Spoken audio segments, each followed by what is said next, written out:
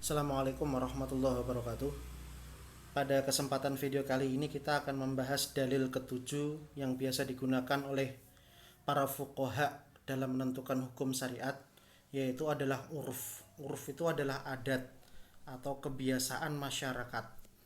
Apa yang dimaksud dengan urf? Urf yaitu ma'i'tada jumhurun nas wa allafu fi min qaulin aw fi'lin takarrara marrah ba'da ukhra hatta tamakkana min nufusihim wa syarat tatalaqahu quluhum bil qubul.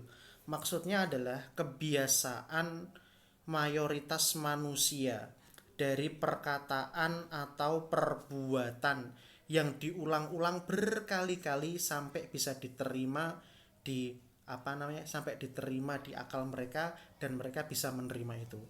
Jadi nanti akan kita pelajari bahwasanya akan kita saksikan bersama syarat utama dari uruf itu adalah dilakukan oleh jumhurunas, dilakukan oleh setiap manusia, mayoritas manusia melakukan itu dari perkataan atau juga perbuatan. Nah, sekarang ada beberapa catatan. Wa bin nadri fi hadha ta'rif nastakhlisu al-umur alatiyah. Dari definisi di atas kita bisa mengambil kesimpulan beberapa perkara berikut.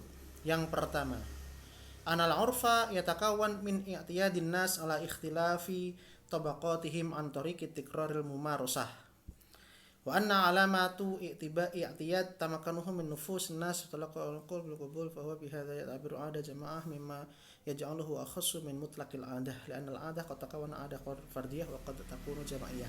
Jadi gini, yang pertama ini, urf ini terdiri dari adat kebiasaan manusia. Gitu kan? Adat kebiasaan manusia yang diulangi berulang-ulang dan dipraktekkan berulang-ulang. Nah, adat kebiasaan manusia di sini yang dimaksud adalah adat adat manusia syaratnya harus dilakukan oleh jamaah bersama-sama. Tidak boleh adat itu dilakukan oleh individu. Jadi dari nomor 1 ini kita bisa ngambil kesimpulan bahwasanya yang disebut dengan urf itu harus merupakan adat yang disepakati dan adat tersebut merupakan kebiasaan jamaah. Jamaah itu adalah banyak orang. Oke, itu pengertian catatan yang pertama dari definisi di atas. Kemudian catatan yang kedua, anar urf yatafarraqu anil ijma. Ini ada perbedaan antara urf sama ijma. Di video sebelumnya kita sudah belajar apa itu ijma. Nah, urf itu berbeda dengan ijma. Apa bedanya? Bedanya yang paling utama di sini, kalau urf itu adalah kebiasaan amatun nas, kebiasaan manusia awam atau kebiasaan seluruh manusia. Sedangkan kalau ijma itu adalah kesepakatan mujtahidin saja. Nah, bedanya kalau ijma itu dia hanyalah kesepakatan para mujtahid saja. Apabila seseorang tersebut bukan mujtahid maka nggak dianggap. Sedangkan kalau urf itu adalah kesepakatan seluruh manusia itu. Nah, maka daripada itu dari sini ada perbedaan antara ijma sama urf ini. Wa yanbani ala ikhtilafi haqiqatil urf an haqiqatil ijma. Ada perbedaan antara hakikohnya urf sama hakikohnya ijma. Apa sih perbedaannya? Perbedaannya yaitu anna hujjatul urf takunu qasirah ala man ta'arafu alaihi duna ghairuhum. Maksudnya urf itu bisa dijadikan hujjah atau kebiasaan itu bisa dijadikan dalil hanya apabila kebiasaan tersebut disepakati oleh masyarakat tertentu. Gitu kan? Dan kebiasaan tersebut tidak berlaku, maksudnya adalah dalil urf ini tidak bisa berlaku kepada masyarakat yang tidak melakukan kebiasaan tersebut. Maksudnya nanti akan kita jelaskan di bawah. Sementara kalau ijma itu berlaku bagi seluruh manusia dari berbagai masa. Meskipun masanya itu masanya itu berbeda-beda. Maksudnya gini, di sini misalkan ada masa nabi, masa sahabat, kemudian habis itu ada masa tabiin, masa tabiut tabiin. Kalau ijma, misalkan ijma dilakukan di sini dilakukan di masa sahabah sini, maka dalil ijma itu berlaku untuk semua tingkatan ini. Sementara kalau uruf, misalkan uruf di masa tabiin, maka ketika uruf ini di masa tabiin sini, maka belum tentu uruf ini bisa berlaku di masa tabiut tabiin karena urufnya berbeda atau adat kebiasaannya berbeda. Itu. Jadi kalau ijma itu berlaku untuk semua masa, sementara kalau urf itu hanya berlaku di masa tertentu saja yang dimana adat tersebut berlangsung di suatu masyarakat. Tuh. Kemudian habis itu yang ketiga bahwasanya urf itu terbagi menjadi dua, urf qauli sama urf amali. Adat kebiasaan berupa perkataan sama adat kebiasaan berupa perbuatan. Contohnya apa? Contohnya adat qauli. Yang dimaksud dengan qauli itu adalah maya jri fil alfat, adat atau kebiasaan yang berlangsung di lafat atau berlangsung di bahasa. Contohnya adalah lafat walat. Lafat walat ini sebenarnya di dalam Al-Quran itu bisa bermakna laki-laki dan juga bisa bermakna perempuan. Walat ini di Al-Quran sebenarnya bisa bermakna laki-laki sama bisa bermakna perempuan. Akan tetapi karena sudah uruf yang berlaku atau karena ada adat kebiasaan masyarakat, walat itu hanya dimaknai sesuatu yang laki-laki saja tanpa perempuan. Itu. Jadi ini adalah uruf qauli contohnya. Kemudian habis itu uruf amali, kebiasaan berupa pekerjaan. Itu adalah adat kebiasaan yang biasa dilakukan oleh manusia. Contohnya adalah bai'ul mu'atoh. Bai'ul mu'atoh itu apa? Baik atau jual beli tanpa adanya akad. Jadi dalam artian pembeli langsung menyerahkan uang, penjual langsung menerima uang, sementara pembeli langsung mengambil barang tanpa terjadi pembicaraan. Tidak ada akad saya menjual ini, saya membeli ini, tidak ada. Langsung uang diberikan, barang diambil. Itu adalah namanya bai'ul mu'atoh. Nah, bai'ul mu'atoh ini diperbolehkan karena kenapa? Karena ada maslahat di situ. Karena uruf atau adat kebiasaan manusia sudah bisa menerima hal tersebut.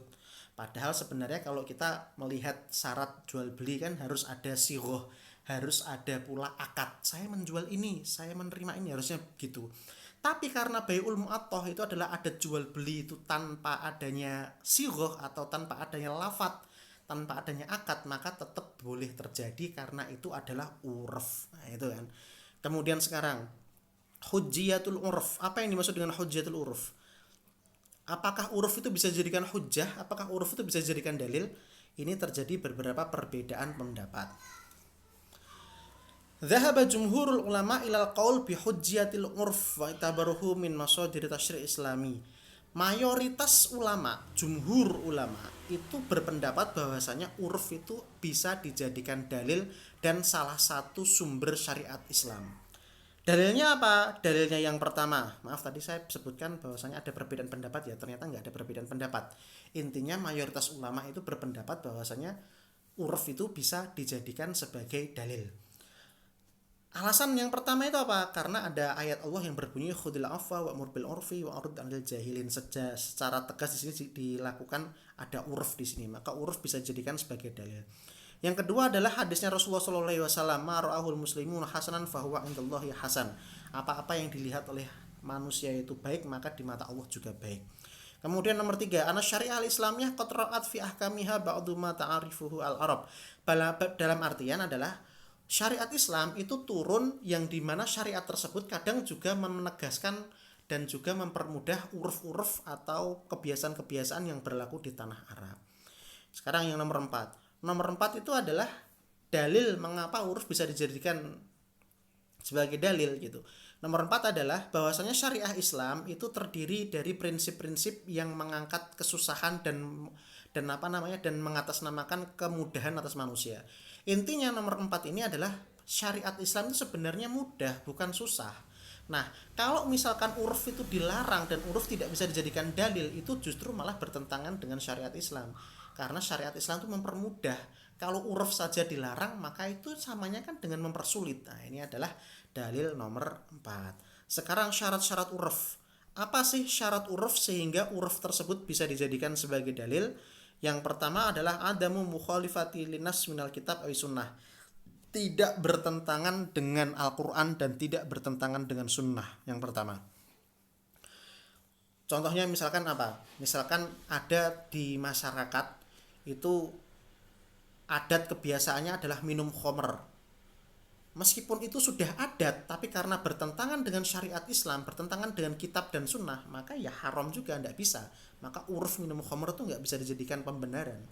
Contohnya misalkan di dalam masyarakat itu ada apa namanya, ada buyu'ul gharar. Buyuk gharar itu adalah jual beli yang tidak jelas.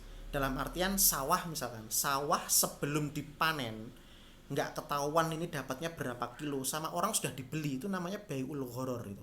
Meskipun itu di dalam masyarakat terjadi uruf, terjadi adat kebiasaan seperti itu, tapi itu bertentangan dengan sunnah secara tegas melarang itu, maka tetap uruf yang seperti itu tidak diperbolehkan.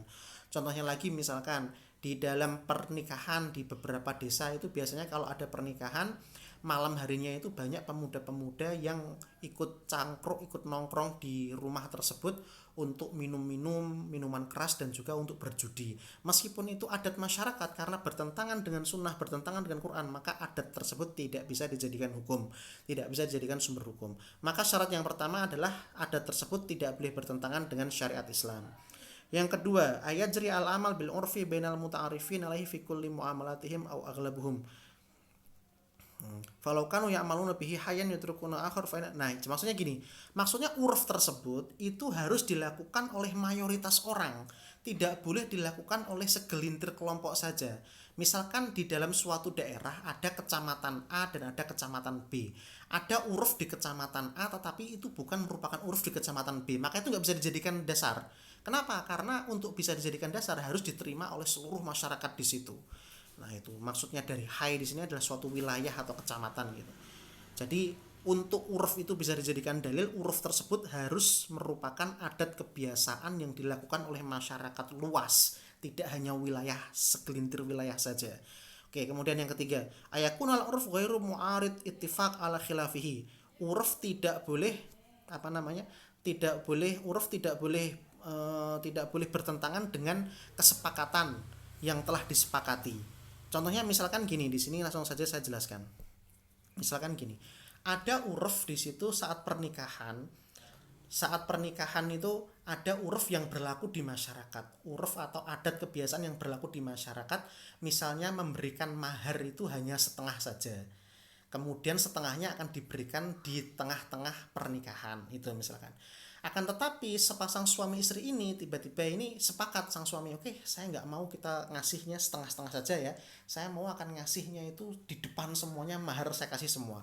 Itu kesepakatan suami istri, yang dimana kesepakatan suami istri tersebut sebenarnya bertentangan dengan adat kebiasaan setempat.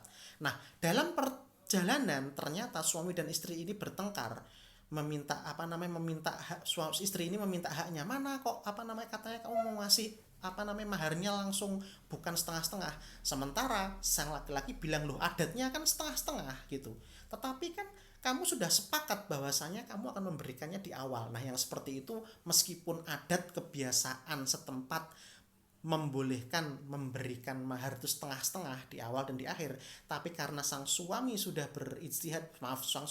bertekad memberikan mahar di depan, yang seperti itu sang suami tidak boleh menjadikan uruf sebagai adat karena bertentangan dengan kesepakatan awal antara suami dengan istri. Oke, yang nomor 4, ayakunal uruf ma'mulan bihi waktu nusyu'il hadithah. Bahwasanya uruf tersebut harus terjadi di saat hadisah tersebut terjadi. Jadi gini, yang namanya uruf itu terikat dengan waktu. Bisa jadi 10 tahun sekarang ada adat yang berlaku, tapi 10 tahun yang akan datang adat tersebut tidak berlaku. Maka adat itu harus hanya bisa dijadikan dalil saat adat tersebut masih bisa dilakukan. Adat itu tidak bisa dijadikan sebagai dalil saat adat itu sudah tidak dilakukan lagi. Misalkan ada adat A, misalkan ada suatu adat tertentu yang dimana itu hanya berlaku di masa lalu, kemudian kita menjadikan itu di masa sekarang dan kita berdalih bahwasanya ini adat kok, ya tidak bisa. Kenapa? Karena adat itu sekarang sudah tidak dijalankan. Makanya uruf yang seperti itu tidak bisa dijadikan dalil. Sekarang lingkup amal bil urf. Kapan saja sih uruf itu bisa dijadikan sebagai dalil? Yaitu adalah amal-amal yang bersifat muamalah, sama seperti atas tadi yang saya jelaskan, sama seperti maslahah mursalah. Maka uruf ini tidak berlaku untuk ibadat, tidak berlaku untuk kisos, dan tidak berlaku untuk hudud. Hanya bisa berlaku untuk muamalah saja. Itu ya. Jadi uruf hanya bisa digunakan sebagai dalil untuk muamalah. Demikian video kita kali ini, akan kita lanjut di video ke-8, yaitu syar'u man qablana, syariat sebelum kita. Sampai ketemu di video yang akan datang. Wassalamualaikum warahmatullahi wabarakatuh.